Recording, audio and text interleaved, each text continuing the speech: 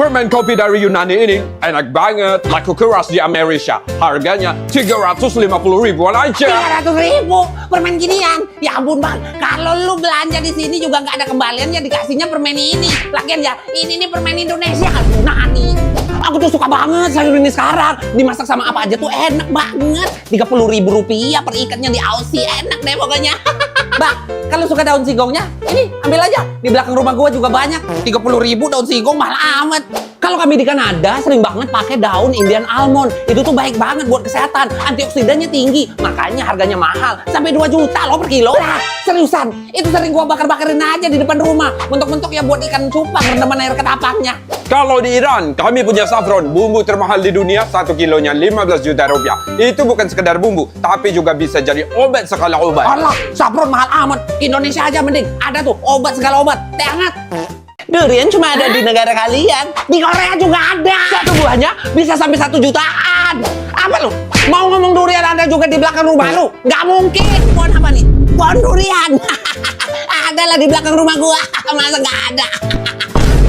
Belakang rumah lu hutan Amazon apa gimana sih? Paling enak tuh ya nangka. Soalnya biji-bijinya tuh bisa dimakan juga. Harganya di Jerman itu cuma 2.500.000 aja. 2 juta udah dapat nangka sepohon-pohonnya di sini. Tuh, harga segitu bisa dapat wayang kulit yang paling murah di Belanda. Mantep banget tuh buat dikoleksi. Harganya 3 juta aja. Buset menir, 3 juta. Ya emang sih, wayang itu seninya tinggi. Tapi ya di sini juga ada 100 ribuan. Koleksi gituan.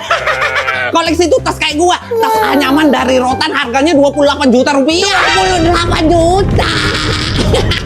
Tas Rotan kayak gitu 40 ribuan juga ada di sini. 28 juta mah udah dapat motor. Motor. 28 juta di tempat kalian dapat motor.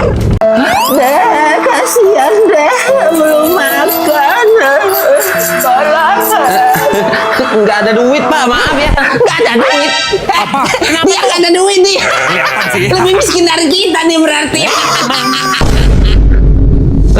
Maksudnya saya nggak bawa cash gitu, nggak bawa cash, ada duit tapi nggak cash gitu. Ya udah transfer aja. Bisa kok. Enggak, maksudnya nggak mau ngasih gitu. Gak mau ngasihnya karena apa? Karena nggak ada duit. Nih fix miskin nih, gak usah munafik lah. Ya gua ngatain sih. Gini pak, saya nih ya mau hemat, berhemat gitu biar nggak cepet habis duitnya. Saya nggak boleh ngeluarin duit sembarangan, apalagi ngasih pengemis. Kita di sini juga nggak sembarangan. Di Pakistan yang namanya pengemis itu adalah pekerjaan terorganisir. Jadi nggak sembarangan. Lebih dari 38 juta orang yang jadi pengemis di Pakistan. Kerjanya gampang, nggak capek, pasti cuan. Tetep aja ngemis. Duit, yang penting duit. Kerjaan lu gajinya berapa emangnya? Iya, standar gaji orang Indonesia lah. Berapa? 1,5 juta Per hari? per bulan. Nah, kita dapat sehari segitu. Masa kalah sama pengemis? Dasar miskin. It's king of fruit. It's so expensive.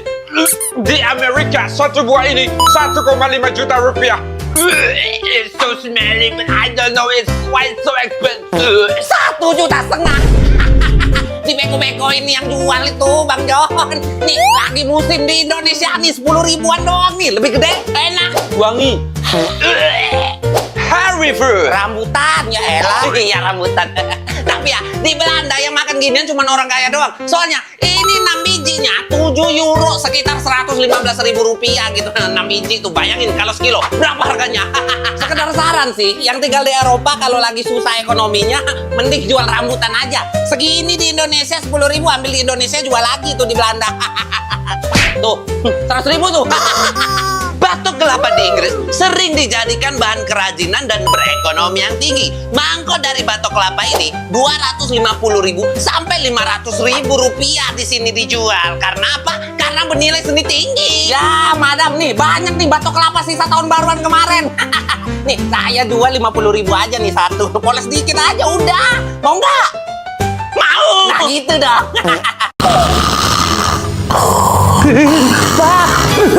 Nah, aduh, kamu ini kok kamu bangun tengah malam kayak gini sih? Ada suara serem Pak di kamar aku. Bapak bisa cek dulu nggak? Mana tuh? Nggak ada tuh suaranya. Mana kamu itu? Kamu tuh cuma mimpi buruk. Mana ada suara-suara kayak ini? Nah itu Pak suara yang aku dengar tadi itu Pak. Ih, beneran ada hantu nih. Menurut Papa sih, kamu baiknya cek aja sendiri ya. Tapi Pak, Berapa banyak pulau di Indonesia? 17.508 pulau. Pulau paling barat di Indonesia apa? Pulau Rondo di Aceh. Paling timur di Indonesia? Pulau Rote di NTT. Nah, tuh tahu semua. Artinya kamu tuh pinter, udah dewasa. Masa kayak gini doang takut? Emang kamu umur 8 tahun apa? Aku 8 tahun Pak. Oke. Halo? Ada orang nggak sih? Sepada, siapa di sana? Ketakut. Aduh, gak ada siapa-siapa di sini kok. Allahu Akbar, Allahu Akbar. Ya masa azan sendiri sih buat buka? Mana azannya sih kok nggak ada azan di sini? Nggak bakal ada azan di sini. Soalnya orang Korea Utara mana ada yang Islam? Hah? Nggak ada. Nggak ada orang Islam berarti nggak ada masjid. Nggak ada masjid berarti nggak ada azan. Aduh, kalau masjid ya ada. Lah kok nggak azan? Masjidnya di mana? Masjid Ar-Rahman, masjid di kedutaan Iran. Itu satu-satunya masjid di Korea Utara. Tapi yang nggak azan juga. Soalnya pengeras suara diatur banget di sini. Jadi penasaran. Terus agama di sini apa aja? Banyak kok. Tapi pada prakteknya kita tuh menganut ideologi Juche, yaitu pemujaan terhadap pemimpin seperti Opa. Siapa? Artis mana artis? BTS, Jackson, mana? Opa. Itu Opa. Hah? Ah, kirain siapa? Lu masih mau bangun nggak besok pagi? Hah? Opa. Sakit Pak Haji. Nih, minum ini. Habis itu cuci muka pakai ini. Pasti lebih enakan. Nih.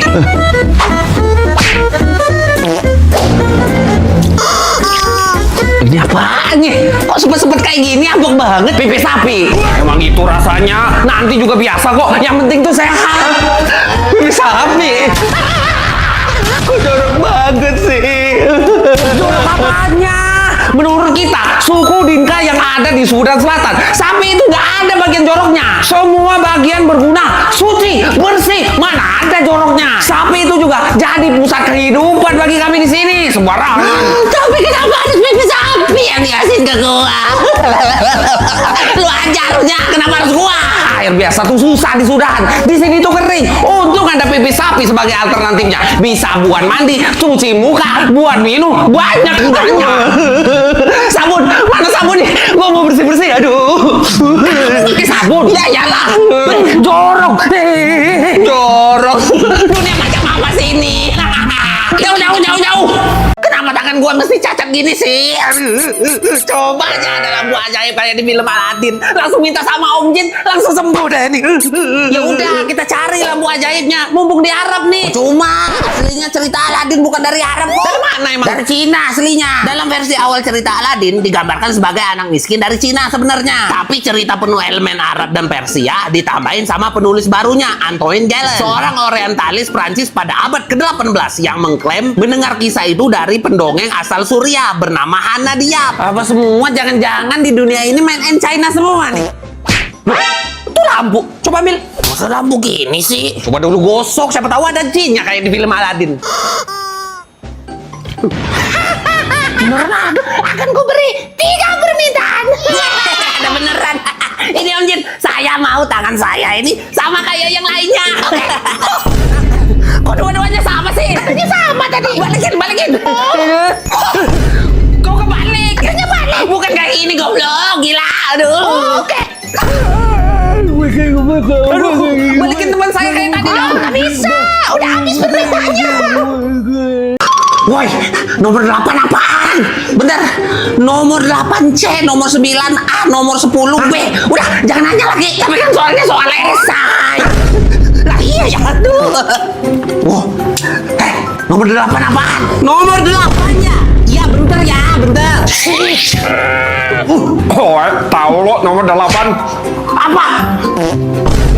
Oh, kasih jawabannya, tapi kepala lo orang hantem dulu lo. Ampun sih, Bu. Iya, lo olah harus tahu lo, sejak tahun 2016 menyontek macam ini di China saat ujian nasional dianggap sebagai kejahatan kriminal. Lo orang bakal dipenjara sampai 7 tahun lo. Tapi kan saya belum dapat jawabannya sih, Bu. Lo orang jangan macam-macam sama oil lo. Sudah jelas tadi lo contek. Tapi ini kan di Indonesia, mana ada nyontek di penjara. Paling dikeluarin di kelas terus disuruh keliling lapangan. Nggak bakal di penjara. Wah, salah negara lo. Ya sudah, kalau sama Oe, malah ada keluar kelas lo, yang ada lu orang cukup berdiri di depan kelas. Sini.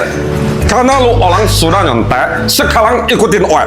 Tangan kanan di depan. Tangan di depan, Tangan kiri di depan. kiri di depan. Pasang kuda-kuda. Udah sih, Bu. Sudah, sangat mudah loh. Pertahankan posisinya, ini tahan terus ya, sampai 7 tahun. Oh. Yang bener aja dong. Dek, kamu lihat apa sih? Kamu lihat apa? Adek. Udah jangan lihat kayak gitu. Mau kemana? Jangan ke sana. Aduh. Halo. Kenapa, Dek? Siapa namanya? Kamu ini apa? Ya manusia, kayak orang pada umumnya. Manusia itu punya 2 tangan. Kamu gak punya. Adek, sini. Aduh. Maaf ya, Mas ya. Aduh. Oh, nggak apa-apa kok, Bu. Jadi gini, Dek. Om dulu tinggal di Irak tahun 2003. Di sana terjadi perang. Amerika sama Inggris nyerang Irak. Ini Om kena bom waktu perang itu. Makanya jadi gini. Kamu ikan cupang atau ikan mujair? Ikan kan gak punya tangan, kamu gak punya. Berarti kamu ikan. Adek, udah adek. Aduh. Nah, tos dulu ayo. Gua gini, lulusan S1 perguruan tinggi negeri, gak main perguruan tinggi swasta. Tapi kan you udah tua. Di negara I ada anak kecil umur 10 tahun udah lulus S1 namanya Michael Kearney. Alah, anak kecil doang. Tapi bisa nggak dia jadi pejabat kayak gua? Punya fasilitas mewah, punya rumah mewah, mobil mewah dikasih sama negara. Di Swedia mana ada pemerintah kami dapat fasilitas seperti itu. Tugas pemerintah itu kan mewakili suara rakyat. Jadi nggak pantas untuk diistimewakan, apalagi masyarakatnya masih menderita. Lah, belum tahu aja di Indonesia umur 22 tahun udah jadi DPR. Kebayangkan sumber daya manusia Indonesia tuh tinggi, pinter-pinter. Apa kau?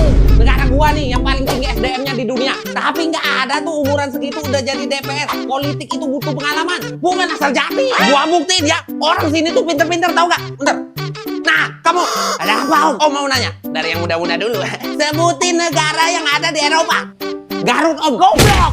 Sebutin nih 3 hal yang nggak akan pernah kamu lakuin seumur hidup. Durhaka sama orang tua, selingkuh, sama jadi anggota DPR. Wih, mantap. Orang baik nih pasti nggak mau jadi anggota DPR karena takut ikut-ikutan korupsi kan ya? Oh bukan, nggak ada duitnya.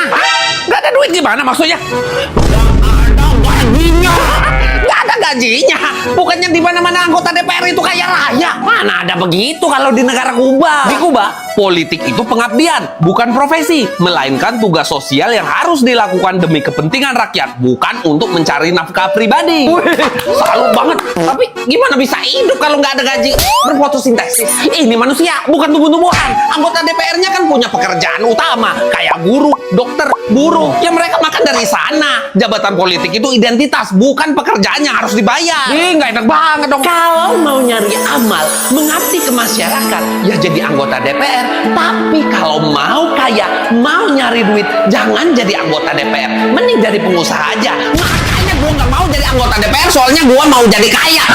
Jijik jadi anggota DPR. Kalau di Indonesia mau kaya, mau dapat pensiunan, ya jadi pejabat. Jadi anggota DPR no, gajinya ratusan juta. Gas ke Indonesia yuk. Ih, giliran duit aja cepet. Dasar manusia.